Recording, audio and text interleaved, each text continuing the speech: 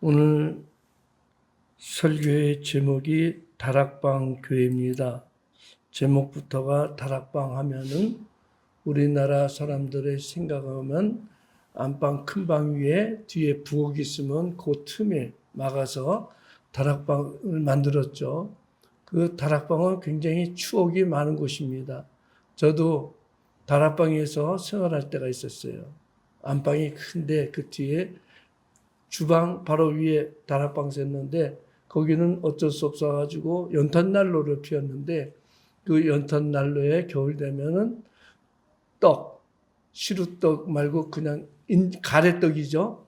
가래떡, 또 때로는 그정 지나면 인절미를 한 것이 좀 지나면 딱딱하게 굳는 것을 연탄불에다가 프라이팬 올려놓고 또는 석쇠에 올려놓고 그거 고가지고 떡고물에 찍어 먹으면 참 맛있는 그런 추억이 있는데 성경에 나오는 다락방은 그런 차원의 다락방은 아닙니다. 따로 주로 2층 집이라고 생각하면 좋을 정도의 그것을 성경에는 다락방이라고 표현했습니다. 세계의 기독교 여러 종파가 있는데 제일 큰 교회들은 대부분 대한민국에 있습니다. 예배당 건물의 크기나 등록된 교인의 수나 모든 교파의 최고 많은 교회가 바로 우리 대한민국에 있습니다. 그러나 거기에 반해서 초대교회들은 오늘날처럼 크고 화려하거나 웅장한 그러한 예배당을 건축할 수가 없었습니다. 이유는 당시 대부분의 초대교회 교인들이 경제적으로는 가난했습니다.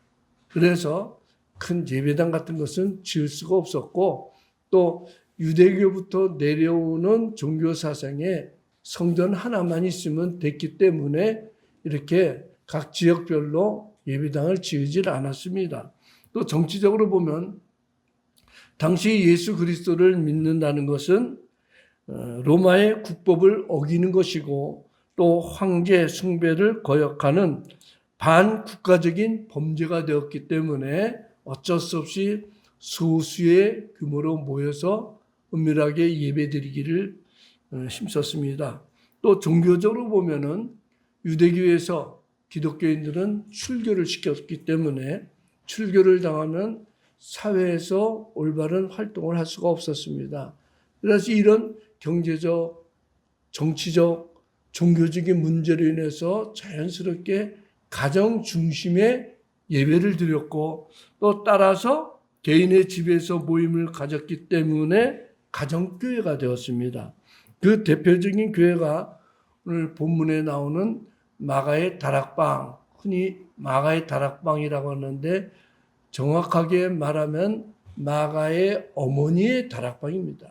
이 초대교회 이 당시 마가는 청년이었기 때문에 자기 집이 아니고 마가의 아버지가 좀 부자로 살았는데 그 아버지는 돌아가시고 마가의 어머니가 예수 그리스도를 믿고 자기 집을 예배당으로 사용할 수 있게 되므로 이곳이 자연적으로 초대교회가 된 것입니다.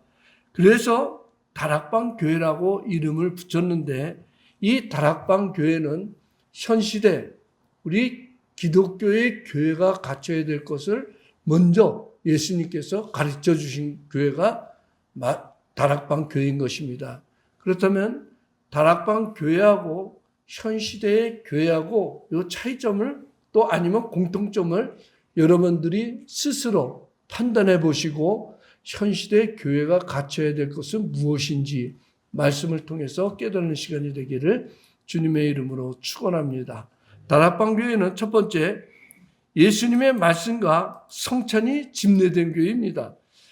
똑같은 자리가 마가복음 14장 15절에서 16절에 기록됐는데 예수님께서 말씀하신 대로 그리하면 자리를 펴고 준비한 큰 다락방을 보이리니 거기서 우리를 위하여 준비하라 하시니 제자들이 나가 성내로 들어가서 예수님께서 하시던 말씀대로 만나 유월절 음식을 준비하니라 라고 했습니다. 예수님께서 십자가를 지시기 위하여 예루살렘에 들어가시면서 먼저 제자 둘을 성 안으로 보내가지고 마지막 유월절 만찬을 집행할 자리를 준비하라고 말씀했습니다.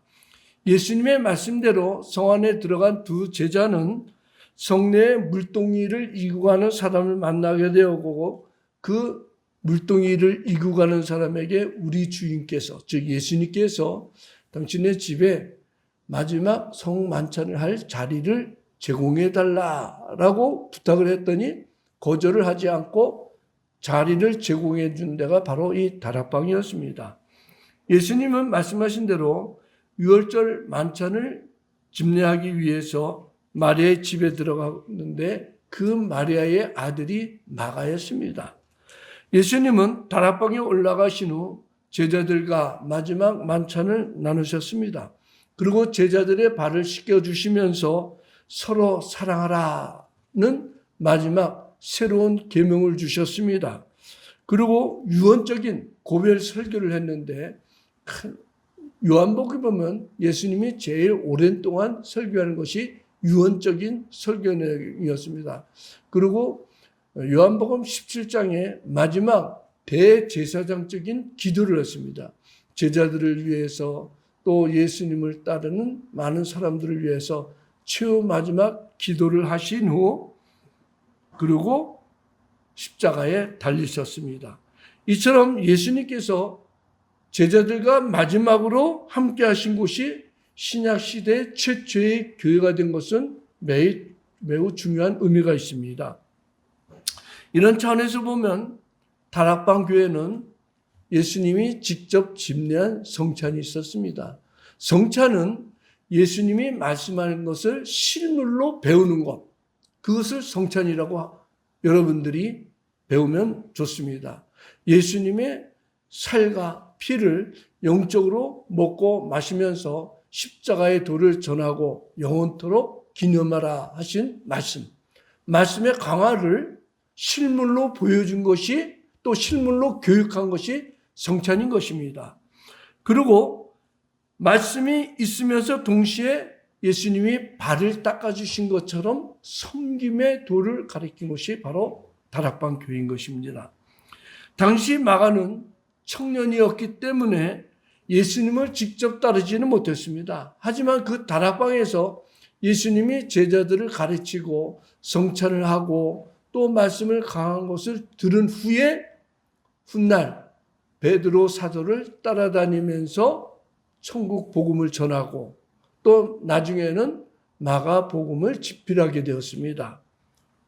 이런 차원에서 보면은 자기 집을 예수님이 제자들과 함께 만찬을 나누고 또 말씀을 가르치고 마지막 큰 기도를 할 수 있는 장소를 제공한 마가의 어머니 때문에 그 아들이 사도가 되고 또 복음을 전하게 된 것은 아주 중요한 이치가 있는 것입니다. 한 여인이 자기의 집을 예수님이 마지막으로 성찬을 나눌 수 있고 또 훗날 예수님이 십자가를 지고 돌아가신 후에 그 제자들이 모여서 기도를 하고 또 그곳에 성령이 강림하여 초대교회가 세워졌다는 것은 매우 중요한 이치가 있습니다. 한 여인의 헌신으로 말미암아 교회가 세워지고 그 헌신으로 말미암아 그 아들이 마가라는 유명한 제자가 된 것입니다. 두 번째로 다락방 교회는 주님의 승천 후 제자들이 모여 기도하는 교회입니다. 사도행전 1장 13절 14절 오늘 본문에 보면 들어가 그들이 유하는 다락방으로 올라가니 베드로, 요한, 야고보와 안드레와 빌립, 도마와 바돌레모, 마테와 알페고의 아들 야고보, 셀롯인 시몬, 야고보의 아들 유다가 다 거기 있어 여자들과 예수의 어머니 마리아와 예수의 아우들과 더불어 마음을 같이하여 오로지 기도에 힘쓰더라 라고 했습니다. 지금 이 사건의 이 말씀의 배경은 예수님이 십자가를 지신 후 사흘 만에 다시 부활하신 후 40일 동안 제자들과 있다 천국으로 승천하셨습니다. 승천하면서 제자들에게 너희는 여기를 떠나지 말고 아버지께서 보내실 약속한 성령이 임할 때까지 기도하라 하자 제자들은 예수님의 말씀을 그대로 믿고 모여서 기도한 것이 바로 마가의 어머니의 집 다락방이었던 것입니다.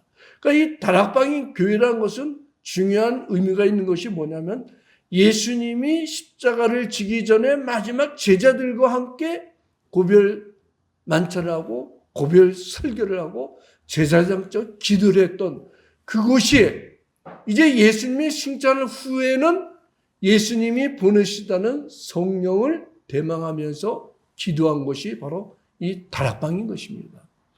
이 다락방은 사도행전에 보면 계속해서 기도하는 곳, 모여서 기도한 곳이 기록됩니다. 사도행전 12장 5절에 보면 이에 베드로는 옥에 갇혔고 교회는 그를 위하여 간절히 하나님께 기도하더라 라고 했습니다. 여기 중요한 단어가 베드로는 옥에 갇혔고 교회는 그를 위하여 간절히 하나님께 기도하더라 했는데 다락방이 이제는 교회로 바뀝니다.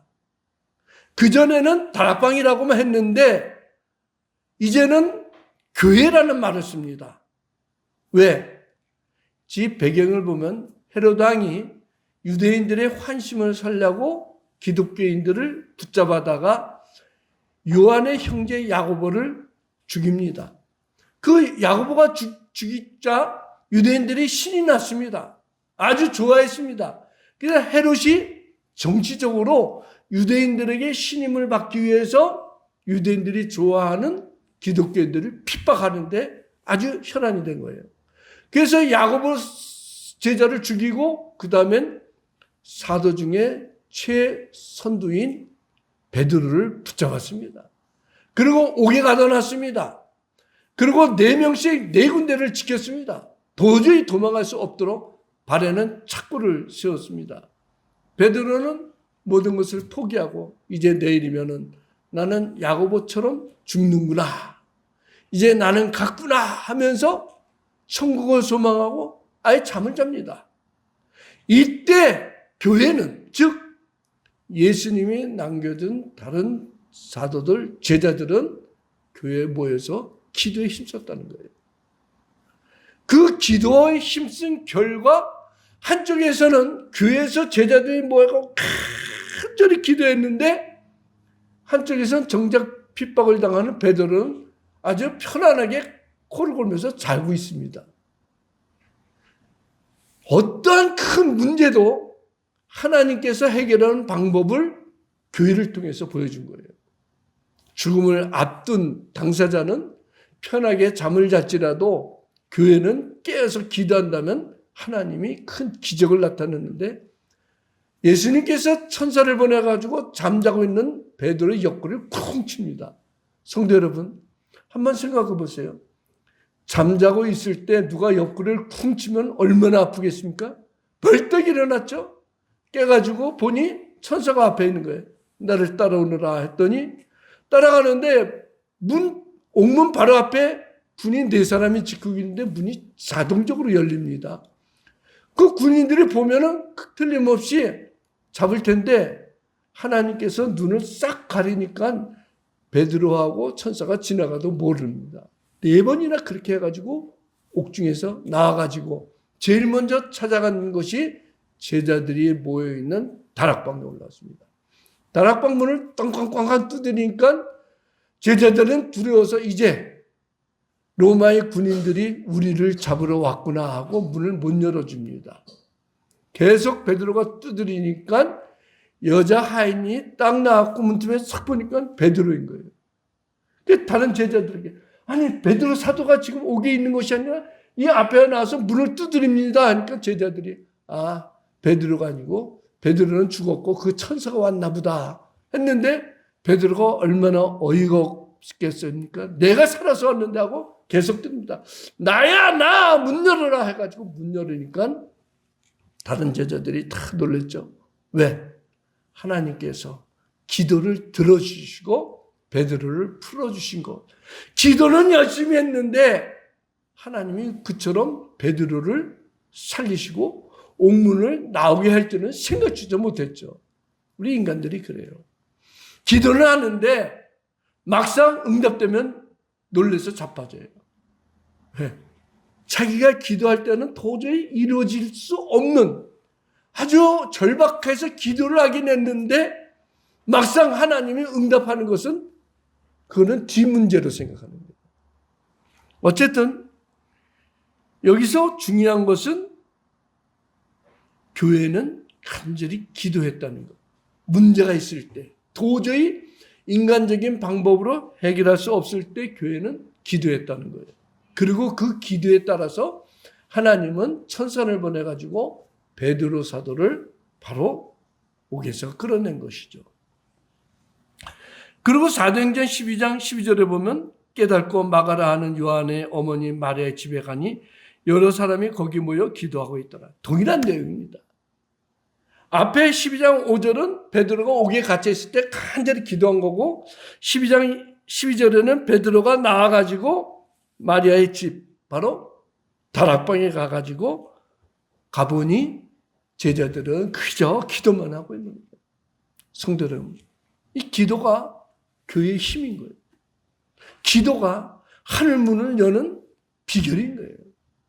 문제가 있을 때마다 합심 기도하는 것이 교회의 큰 능력인데 이런 합심 기도가 지금 많이 없어졌어요. 세계 역사상 우리나라처럼 기도 많이 한 교회가 없죠. 새벽 기도 있죠. 철야 기도 있죠. 주일 오전 오후 또 수요 예배 이런 많은 기도가 지금 차츰 사라집니다. 왜? 배부르니까. 큰 문제가 없으니까. 하지만 교회의 본질은 기도하는 능력이 있어야 된다는 거예요. 앞에 보면 헨리 8세, 영국의 헨리 8세 하면 유명한 바람둥이 왕, 여자 8명을 거느린 왕인데 이때 시대 정치적, 종교적 배경을 보면 카톨릭이 유럽을 완전히 장악하고 있을 때입니다. 왕의 위에 교황이 있어가지고 유럽에서 각 나라들이 왕을 세우려면은 교황의 허락을 받아야 됐습니다. 결혼을 해도 교황의 허락을 받습니다. 근데 이 헨리 8세가 아주 바람둥이라서 자기가 마음에 드는 여자와 결혼을 하려고 하는데 카톨릭의 교황이 허락을 하지 않습니다. 그러니까 허락을 하지 않으니까 어떡합니까? 왕이 고민을 해요. 야, 이거 어떻게 내가 합법적으로 이혼을 하고 내가 좋아하는 여자와 결혼할 수 없을까 하다가 생각해낸 것이 아예 종교를 바꿔버리자, 개혁하자 해가지고 카톨릭과 절교를 선언해버립니다. 이제 우리 영국은 더 이상 교황의 지배를 받지 않는다. 나 헨리 8세는 내가 왕이 된 것은 하나님이 주신 직분이다 하고 신수권을 선언합니다. 그러면서 카톨릭을 완전히 배제시키고 영국을 새로운 종교를 만드는 것이 바로 성공회. 여러분 성공회 잘 알죠? 성공회를 국교로 삼았습니다. 그리고 캔터베리 대주교로 하여금 이혼을 선언하도록 합니다. 아직까지 종교성은 있으니까 그래도 국교의 최고 지도자가 이혼을 선언해야 효과가 있다고 생각했던지 어쨌든 캔터베리 대주교로 하여금 이혼을 선언하라고 합니다. 이 캔터베리 대주교가 헨리 8세의 명령대로 이혼을 허락하노라 해가지고 결국 캐서린 왕과 쫓겨나는데 캐서린 왕에게는 딸이 하나 있습니다. 그 딸이 바로 유명한 피해 여왕 메리입니다. 앞에 사진에 보면은 헨리 8세와 유명한 앤, 천일의 앤이란 영화도 나왔었죠. 이 앤이 왕을 완전히 홀려가지고 자기가 왕비가 되는데 불과 1000일 만에 목이 교수형 당해서 죽은 후 비극으로 끝납니다. 그리고 헨리 8세가 죽은 후에 이제 그의 아들이 이제 에드워드 6세가 영국의 왕이 되는데 불과 6년 만에 죽고 폐위된 캐서린의 딸, 그러니까 에드워드 6세의 어머니이긴 하지만 아예 그 헨리 8세에 의해서 왕비에서 탈리가 돼가지고 쫓겨났죠. 아주 비참한 생활을 합니다. 그때 메리는 자기 엄마가 왕으로부터 버림받고 비참하게 생활하는 것을 보고 마음에 한이 맺혀요. 그런데 기회가 찾아왔습니다. 에드워드 6세가 6년 만에 죽자 왕의 혈통을 타고 왕자에 오를 사람이 메리뿐이 없었습니다. 그래가지고 메리가 왕위에 오른 후 자기 마음속에 있는 그 어머니에 대한 그것을 복수하기 시작하는데 복수의 대상자들이 누굽니까? 성공회, 즉 카톨릭으로부터 단절하고 성공회를 만든 개혁자들을 다 잡아다가 죽입니다. 유명한 그랜머 같은 사람들이 이때 핍박을 받았습니다. 그러면서 다시 카톨릭으로 교환을 합니다. 메리 여왕이 카톨릭으로 자기 신앙을 돌이키자 그 카톨릭에 반대했던 종교 개혁자들을 다 죽임으로 말미암아 별칭이 피해 여왕 메리라는 이름이 생기고, 이때 종교의 탄압을 피해가지고 네덜란드로 도망갔던 사람들, 또 그들이 나중에 미국으로 가서 미국 개척을 한 것이 퓨리탄들인 것입니다. 이러한 시대에 한쪽에서는 기도운동이 일어났습니다. 극한적인 탄압 때 교회는 힘을 발휘하는 것이 기도운동인 것입니다. 이 기도에 따라서 다시 엘리자베스 1세 여왕이 이제 영국의 왕이 되고 다시 개신교로 모든 것을 바꿉니다. 이때 영국은 해가 지지 않는 나라라는 큰 세력을 얻게 되는 것이죠. 이런 종교적인 역사를 보면은 교회는 핍박받을 때 하나님께 간절히 기도했다는 거예요. 심지어 영국 북부 지역에 있던 스코틀랜드에서 종교 개혁을 했던 존 낙스, 유명한 존 낙스는 사람들이 얼마나 기도를 많이 하는지 이런 말을 합니다. 그의 종교 개혁이 성공할까 두려워한 것이 아니라 그가 열심히 기도하는 모습에 두려워해가지고 존 낙스 한 사람, 그 한 사람 때문에 스코틀랜드가 개혁이 일어났다라고 할 정도입니다. 이것을 보면 교회의 힘은 기도에 있다는 것을 알 수가 있습니다. 교회뿐만 아니라 한 개인이 기도해도 하나님은 그 기도를 들어가지고 세상을 변화시킵니다. 하나님은 시대마다 기도하는 한 사람을 통해서 역사를 이뤘습니다. 엘리사 한 사람 때문에 나라가 위기에 빠졌을 때 엘리사는 수산성에 앉아가지고 멀리 있는 아람 나라의 군대들이 쳐들어오는 것을 미리 다 보고 왕에게 알려줍니다. 왕이요, 지금 아람 군사들이 저쪽으로 들어오니까 미리 그쪽을 방어해가지고 기습하면 이길 수 있습니다. 한 사람의 기도 때문에 나라가 던질 수 있습니다. 블레셋과의 공격 때 사무엘 선지자는 날이 새도록 기도했습니다. 그 결과 하나님께서는 하늘에서 천둥 번개 우박을 떨어뜨리는 기적을 나타내므로 에베네셀의 하나님, 도와주시는 하나님이라는 이름까지 생겼습니다. 성도 여러분, 흔히 사도행전을 성령의 행전이라고 하지만 저는 기도의 행전이라고 볼 수도 있습니다.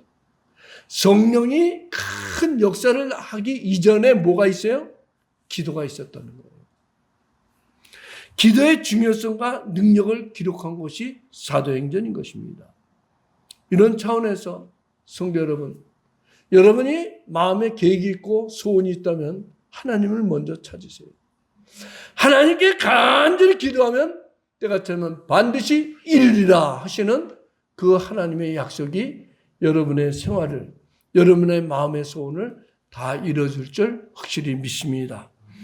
다락방 교회 세 번째, 성령의 강림과 권능이 있는 교회입니다.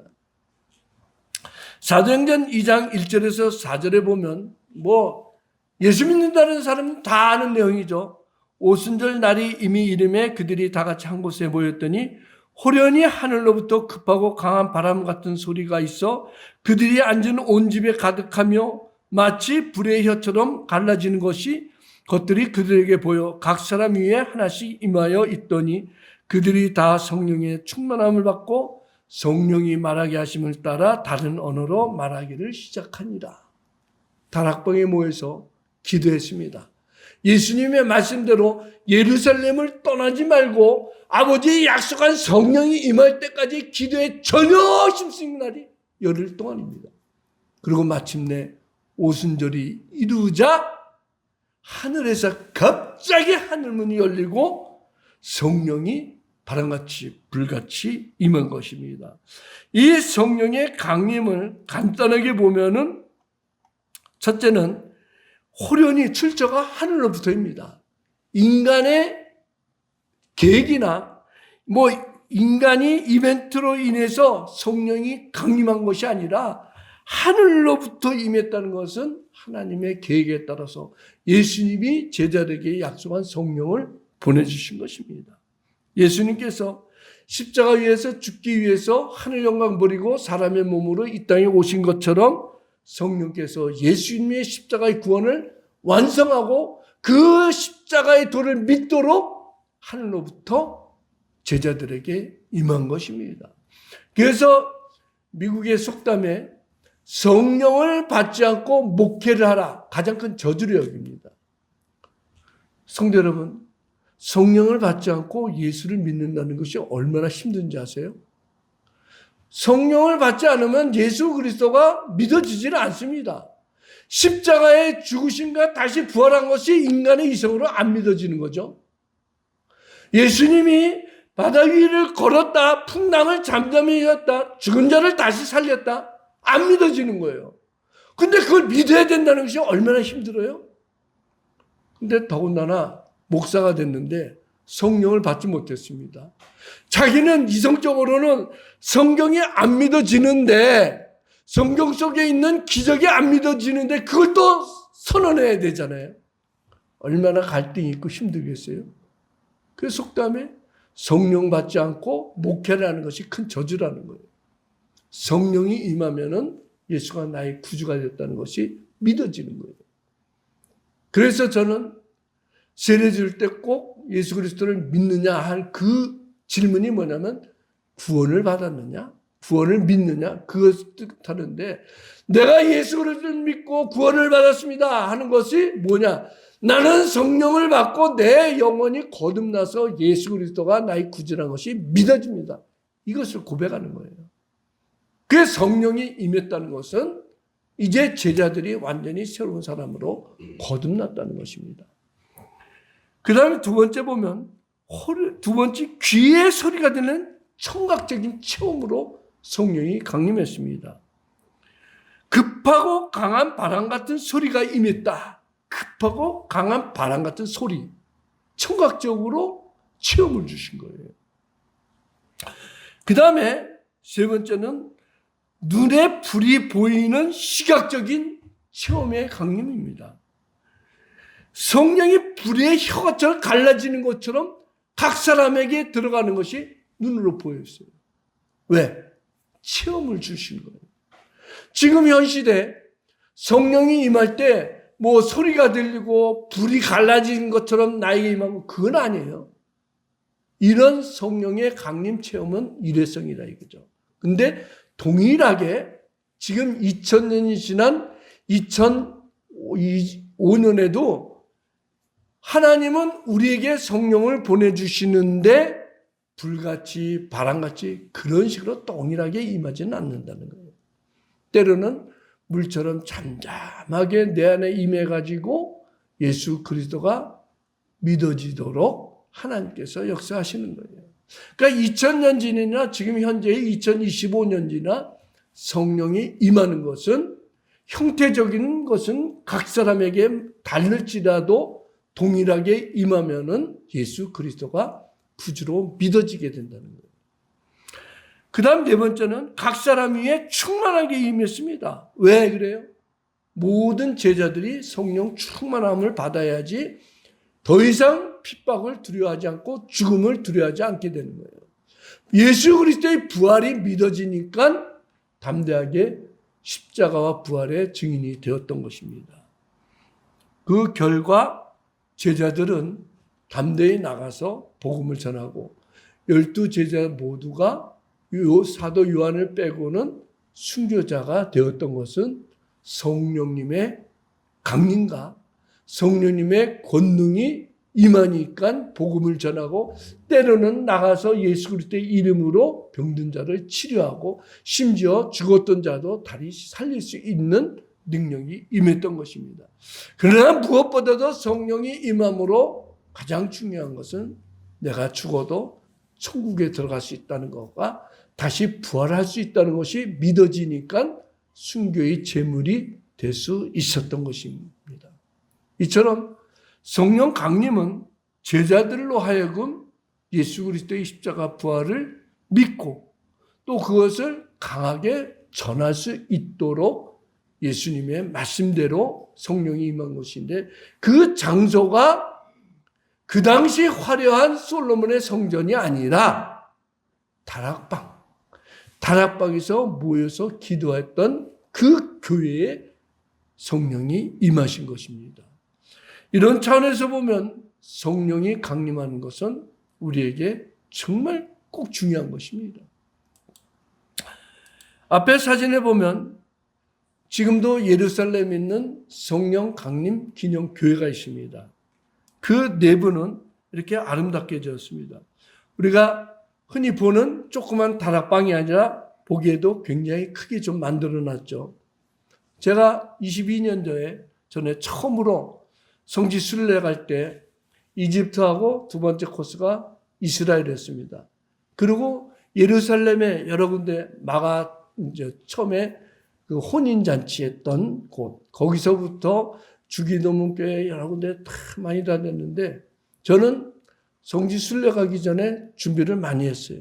인터넷에서 먼저 자료를 많이 찾았고 내 혼자 책자를 하나 만들어가지고 가는 곳마다 이제 가이드가 있지만 내가 보면서 가이드 설명을 듣고 그렇게 준비를 한 것은 성지 순례를 다니면서 예수님의 그 흔적을 내 마음에 담기 위해서였는데 가는 곳마다 실망을 했어요. 나는 그 예수님이 제자들하고 이럴 때 그걸 직접 체험하고 싶었는데 현실은 제 생각하고는 동떨어졌습니다. 가는 곳마다 장사꾼들이 많아가지고 완전히 예수님이 성전 정화할 때 장사의 굴려를 만들었구나 하면서 가축을 쫓아내고 비둘기 파는 사람들을 책망하고 동전을 뒤집고 그 생각만 나는 거예요. 그것도 이제 예루살렘 떠날 날이 가까우는데 하나님 교회에서 성지 순례를 보냈는데 이대로 돌아가기엔 너무나도 마음이 허전합니다. 주의 임재하신가 주님이 고난당한 것 그것을 체험할 수 있는 은혜를 달라 해가지고 간 곳이 이제 성묘교회 예수님이 돌아가신 곳 정말 기대하고 갔죠. 너무나도 크고 화려해요. 야, 예수님이 돌아가신 곳이 저렇게 화려한가? 들어가서 보니까 전부 다 옛날 가톨릭에서 만든 거라 성당으로만 돼 있어요. 예수님이 누우셨던 곳은 대리석으로 큰 널판으로 되어 있는데 가톨릭 교도들은 그 대리석 바닥에다 입 맞추고 예수님이 저렇게 좋은 대리석에 누우셨을까? 제가 볼 때는 아닌 거예요. 그런데 그 당시 강강년 선교사가 이스라엘 선교사로 있어가지고 따로 만났어요. 이제 그날따라 좀 일찍 성지 순례가 끝났죠. 오후 3시쯤에. 그래서 남은 시간 강강년 선교사가 와갖고 자기가 몇 군데를 더 보여주는 거예요. 그 중에 하나 조용한 무덤이라는 데가 있어요. 훗날 영국의 어떤 장교가 성경을 따라서 예수님이 앉혀졌던 무덤을 찾았는데 거기가 성경하고 비슷한 거예요. 지금의 성묘교회는 가톨릭에서 웅장하게 만들었지만 거기는 조용한 동굴, 거기에 시신을 앉혔던 흔적 같은 그런 곳이 있어요. 그러서 마지막에 간 곳이 다락방 기념교회예요. 거기 들어가면은 뭐 성지순례 가면 각 나라에서 많은 기독교인들이 또 가톨릭 교도들이 오잖아요. 우리 가이드가 선교사인데 예루살렘에서는 성경을 꼭 지참시켰어요. 가는 데마다 성경을 보여주면서 이곳이 성경 여기 나와 있습니다. 뭐 봐도 주변엔 전부 다 장사꾼들이 와서 이거 사달라 저거 사달라 그러고 마지막으로 들른 데가 이게 다락방 교회예요. 요 2층으로 올라가면서 하나님 이곳이 성령이 임하신 곳인데 하나님 저에게도 체험을 주소서 그런 마음으로 기도하면서 올라갔는데 보면은 여러 군데 각 나라별로 가이드들이 구뚱이 모여가지고 이렇게 설명해 주죠. 제가 갔을 때 이 전면하고 정반대에 있는 곳 거기서 가이드가 앞에서 벽을 지고 설명하고 저하고 일행들은 뚱 둘러있죠. 저는 그때까지만 해도 가이드 설명하는 것이 마음에 안 들었어요. 왜? 이미 다 알고 있는 것인데 저는 심적으로 체험하고 싶었죠.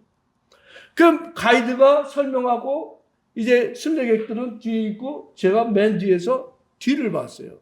뒤를 보면서 경치를 본 거죠. 이제 어떻게 만들어졌나. 근데 우측에 조그만 창이 있는데 거기 비둘기가 한 마리 오더니 비둘기가 안으로 다니는 거예요. 성경의 비둘기는 성령의 임재하심을 상징이잖아요. 그래서 혼자 생각해 주님께서 내 마음을 위로하려고 비둘기를 보내셨구나 했는데 지금 이 자리에 사람들 모이는 그쪽 제가 뒤 돌았었으면 좌측에 이제 유럽의 어떤 이제 성지 순례객들이 한 20명 정도 돼 보여요. 거기 가이드가 있더니 찬송을 불러요. 그 찬송을 부르는데 그 찬송이 마음에 와닿는 거예요. 근데 성경이 있는데 해피는 그 찬송도 제가 아는 찬송이에요. 샘물과 같은 보혈은 주님의 피로다. 그 찬송을 부르는 거예요.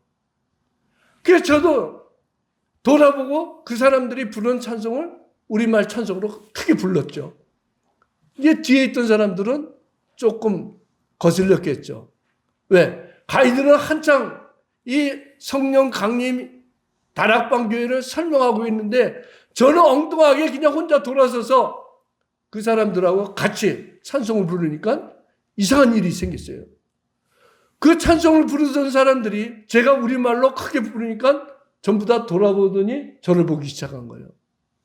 그랬더니 나이 많으신 머리 희끗한 할아버지가 할머니가 저쪽으로 올라가니까 그 팀들이 전부 다 이쪽으로 오는 거예요. 그리고 제 앞에서 모여서 같이 찬송을 부르니까 뒤에 있던 같은 우리 일행들이 또 돌아서서 같이 찬송을 불러요. 바로 거기에 성령이 임한 거예요. 그리고 찬송 끝나고 서로 껴안았죠. 알고 봤더니 어디서 왔냐니까 폴란드에서 왔대요. 그러면서 서로 축복해 주는 거예요. God bless with you. 하나님은 당신을 축복해 주십니다. 그 자리가 바로 하나님이 우리에게 성령의 임재를 찬송을 통해서 또 말은 안 통해도 폴란드, 유럽 사람하고 아시아 사람하고 서로 포옹을 하면서 그리스도를 찬양한 성령 강림의 은총이 있었던 거예요. 그래서 제가 돌아오는 길에 성지 순례객들에게 거기에는 전부 다 목사님, 사모님, 장로님들이고 주님이 내 마음을 위로해 주려고 성령의 임재를 보여주셨다. 그랬죠.